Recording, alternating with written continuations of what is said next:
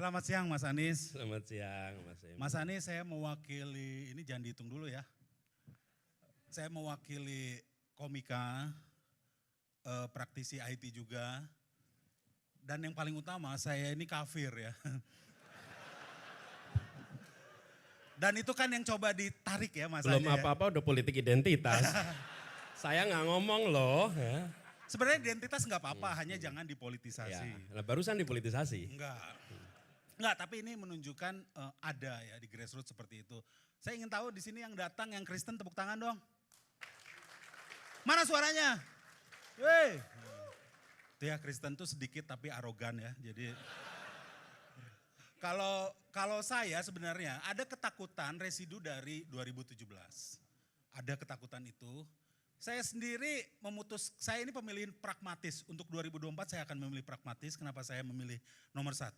Saya sudah memutuskan akan memilih Anda. Ya. Pragmatis saja, masa gua aktivis 98 milih Prabowo nggak mungkin.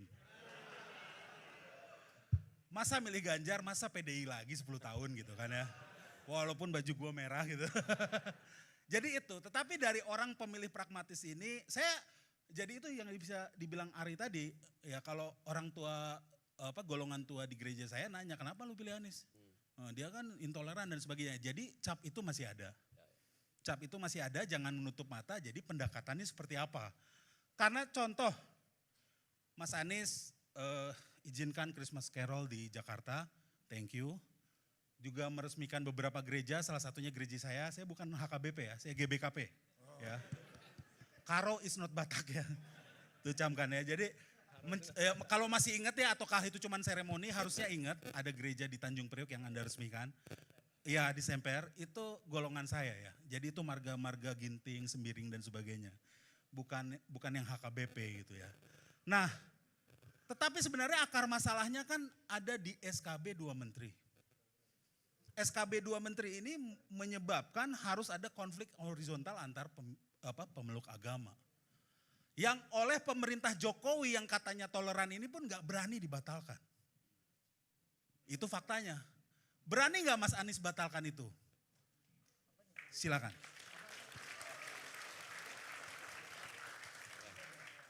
Mas Emi, terima kasih. Terima kasih sudah mengambil keputusan untuk mendukung walaupun dengan metode eliminasi. Betul. Nah, iya kan, betul kan? Iya, pragmatis lah. Memang betul, kita juga kalau ujian ABCD begitu kan. Iya. Ini bukan berarti ini gitu kan. Iya kan gitu. Iya. Enggak, dan itu adalah rational decision. Menurut saya yang kita harus hormati adalah proses rasionalnya itu. Apapun alasannya. Nah, kemudian yang kedua terkait dengan itu. Pengalaman kami di Jakarta nih Mas Emi. Ketika kita membereskan persoalan-persoalan IMB gereja dan masjid yang di situ dianggap bermasalah sampai puluhan tahun, kami tidak mengubah SKB 2 Menteri. Oke? Kami membereskan di lapangan. Kami menemukan di Indonesia ini seringkali ketika ada masalah diganti undang-undangnya. Ketika ada masalah diganti PP-nya. Padahal seringkali problemnya adalah pada level eksekusi. Ketika pada level eksekusi itu pemerintah daerah menseriusi, menavigasi apa yang sesungguhnya terjadi. Bicara dengan semua pihak, terbuka apa adanya. Apa yang terjadi di Jakarta? Satu demi satu beres. Jadi kami melihat selama ini kita banyak yang tidak mau mengerjakan, lalu tutup mata, bukan kami ya, itu bupati, wali kota, gubernur, bukan kami, ini SKB-nya nih. Ini SK-nya yang harus diberesin.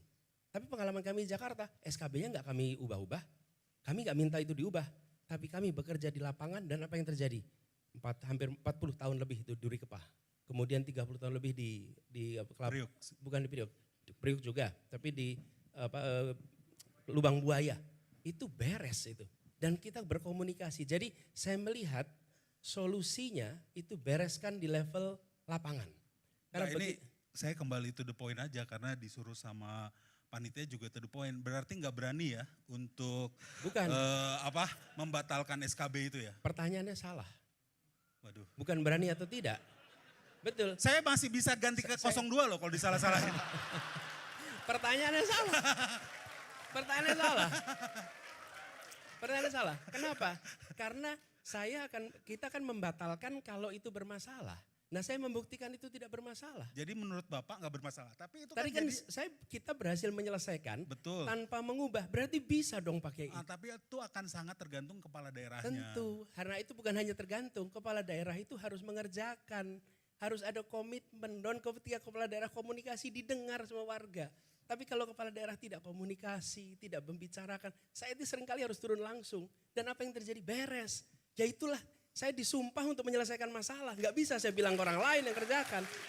Jadi Ya tapi kan kalau di level presiden punya kuasa yang lebih tinggi. Tentunya punya regulasi yang lebih tinggi yang bisa diatur ya.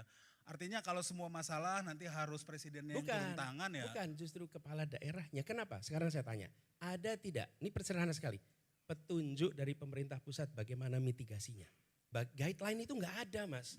Jadi ketika saya mengerjakan bukan karena petunjuk dari pusat. Pusat nggak ada guideline. Harusnya ini ada.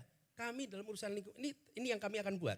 Guideline urusan lingkungan hidup, guideline urusan transportasi, guideline urusan kehidupan beragama. Sehingga yang di lapangan itu tahu persis. Kami sebagai wali kota kalau ditanya lingkungan hidup apa yang dikerjakan? Nggak tahu pak. Tanya, nggak ada guideline itu.